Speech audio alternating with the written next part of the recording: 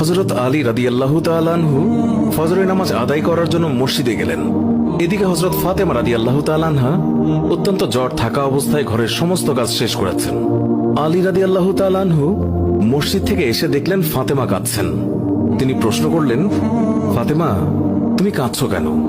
ফাতেমা রাদিয়াল্লাহু তাআলা আনহা কোনো উত্তর না দিয়ে তখনও আরো জোরে জোরে কাঁদতে লাগলেন। আলী রাদিয়াল্লাহু তাআলা আনহু কয়েকবার প্রশ্ন করার পর মা ফাতেমা কাঁদতে কাঁদতে বলল, আমি স্বপ্নের মধ্যে দেখেছি আমার আব্বাজান হযরত মুহাম্মদ সাল্লাল্লাহু আলাইহি ওয়াসাল্লাম আমার ঘরের মধ্যে ঢুকে কি যেন তালাশ করছেন। ঘর থেকে বের হওয়ার সময় আমি পেছন দিক থেকে আমার আব্বাজানকে ডাক দিলাম, ও আব্বাজান, আপনি কি তালাশ করছেন? আব্বাজান তখন বললেন, ও আমার ফাতিমা, আমি তো তোমাকেই তালাশ করছি, তোমাকে নিয়ে যাওয়ার জন্য। আরো বললেন, ও আমার ফাতেমা, আজকে তো তুমি রোজা রাখবে, সেহরি করবে আলীর দস্তরখানায় আর ইফতার করবে আমার দস্তরখানায়। তখন হযরত আলী রাদিয়াল্লাহু তাআলা আনহু এই স্বপ্ন শোনার পর দুইজনে বুঝতে আর বাকি থাকলো না যে ফাতেমা ইন্তেকাল করবেন। দুজনে আরো জোরে জোরে কাঁদতে লাগলেন। এই সময়ের মধ্যে হযরত হাসান এবং হুসাইন রাদিয়াল্লাহু তাআলা আনহু এসে তারা জিজ্ঞাসা করলেন, আব্বাজান, আম্মাজান, আপনারা কেন কান্না করছেন? ফাতেমা রাদিয়াল্লাহু তাআলা আনহুর একটি অভ্যাস ছিল, যখন হাসান হুসাইন তাকে কোনো কাজে বিরক্ত করতেন তখন দুইজনকে নানাজানের কবরের কাছে যেতে বলতেন। আজকেও ফাতেমা বললেন, তোমরা দুই ভাই নানার কবরের কাছে যাও। কবরের নিকট যাওয়ার সাথে সাথে কবর থেকে আওয়াজ আসলো, ও আমার আদরের নাতিরা, এই মুহূর্তে তোমরা আমার কাছে কেন এসেছো? আমার কাছে তো সব সময় আসতে পারবে। এখন যাও, গিয়ে মায়ের চেহারার দিকে তাকিয়ে থাকো। আজকের পর তোমাদের আম্মাজানকে আর দেখতে পাবে না। এই কথা শোনার পর দুই ভাই কাঁদছেন এবং দৌড়াতে দৌড়াতে আম্মাজানের কাছে চলে গেল। গিয়ে আম্মাজানকে জিজ্ঞাসা করলেন, তোমরা দুইজন কেন কাঁদছো? বুঝেছি, নানাজান আমাদেরকে বলে দিয়েছেন যে আজকের দিনটি তোমার জন্য শেষ দিন। নানাজান তোমার চেহারার দিকে তাকিয়ে থাকার জন্য আমাদেরকে বলেছেন।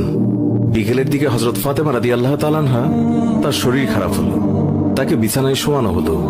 মা ফাতেমার মৃত্যুর পূর্বক্ষণে হযরত আলী রাদিয়াল্লাহু তাআলা আনহু তাকে তিনটি কথা বলেছেন।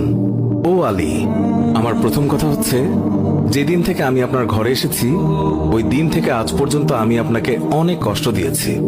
আপনি যদি আমাকে ক্ষমা না করেন তাহলে কি আমার কারণে আব্বাজান অনেক লজ্জিত হবেন। বলেন, আপনি আমাকে ক্ষমা করলেন কিনা? আলী রাদিয়াল্লাহু তাআলা আনহু তিনি তখন উত্তরে বললেন, ইয়া ফাতেমা, তুমি কি বলছো এগুলো? আমি তোমার যোগ্য ছিলাম না। তোমার আব্বাজান দয়া করে মেহেরবানি করে তোমার হাত আমাকে দিয়েছেন। বিয়ের দিন থেকে আজ পর্যন্ত আমি আলী তোমাকে ঠিকমতো দুবেলা খাবার খাওয়াতে পারিনি। ও ফাতিমা, তুমিই বলো, আমাকে ক্ষমা করেছো কিনা? তুমি যদি ক্ষমা না করো তাহলে আমাকেও কিয়ামতের দিন কঠিন শাস্তি ভোগ করতে হবে। ও আলী, আপনার সাথে আমার দ্বিতীয় কথা হলো, আমি মারা যাওয়ার পর আপনি বিয়ে করে নেবেন দুনিয়ার যে কোনো মহিলাকে আপনার পছন্দ মতো। আমি আপনাকে অনুমতি দিলাম, আর আমার বাচ্চা দুইটিকে সপ্তাহে একদিন আপনার কোলে নিয়ে ঘুমাবেন আপনার সাথে।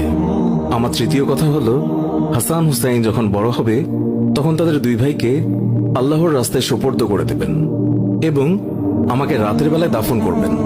হযরত আলী রাদিয়াল্লাহু তাআলা আনহু বললেন, তুমি নবীর মেয়ে, আমি সবখানে খবর দিয়ে তোমায় দাফন করব, এতে সমস্যা কি?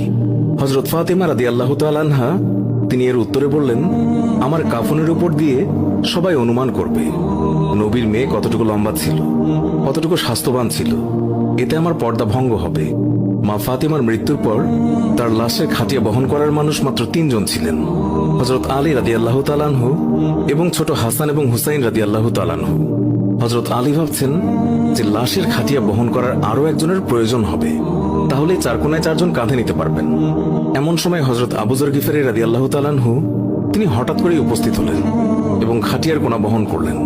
হযরত আলী প্রশ্ন করলেন, হে আবু যর, আমি তো কাউকেই বলিনি, তাহলে আপনি জানলেন কিভাবে? তখন হযরত আবু যর গিফারী রাদিয়াল্লাহু তাআলা আনহু বললেন, আমি আল্লাহর রাসূল সাল্লাল্লাহু আলাইহি ওয়াসাল্লামকে স্বপ্নে দেখেছি।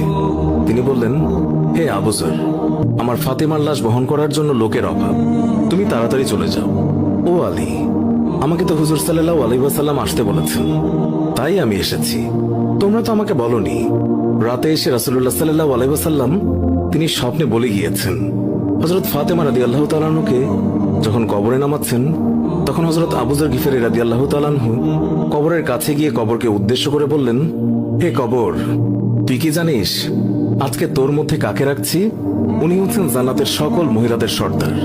হযরত ফাতেমা রাদিয়াল্লাহু তাআলা আনহার কবর থেকে কোনো আওয়াজ আসলো না। তিনি আবারও বললেন, উনি হাসান এবং হুসাইনের আম্মা যান। এবারও আগের মতো কোনো আওয়াজ আসলো না। তিনি আবার পুনরায় বললেন, উনি হচ্ছেন হযরত আলী রাদিয়াল্লাহু তাআলা আনহুর স্ত্রী। তারপরও কবর থেকে কোনো আওয়াজ আসলো না। তিনি আবার বললেন, এটি দুজাহানের বাদশার মেয়ে, খবরদার বেয়াদবি করবি না। আল্লাহ তাআলা তখন কবরের জবান খুলে দিলেন।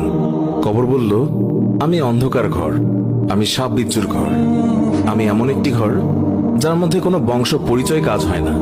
আমি দুজাহানের বাদশার মেয়েকে চিনি না, আমি হযরত আলীর স্ত্রীকে চিনি না, হাসান হুসাইনের আম্মাকেও চিনি না, আমি জান্নাতের মহিলাদের সর্দারনীকেও চিনি না।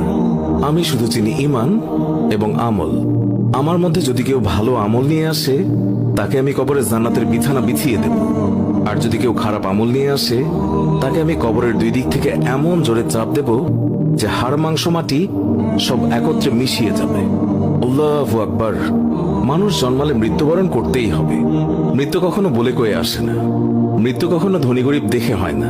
প্রত্যেক মানুষকে মৃত্যুর স্বাদ গ্রহণ করতেই হবে। সুপ্রিয় দর্শক, এই ছিল আমাদের আজকের ভিডিও।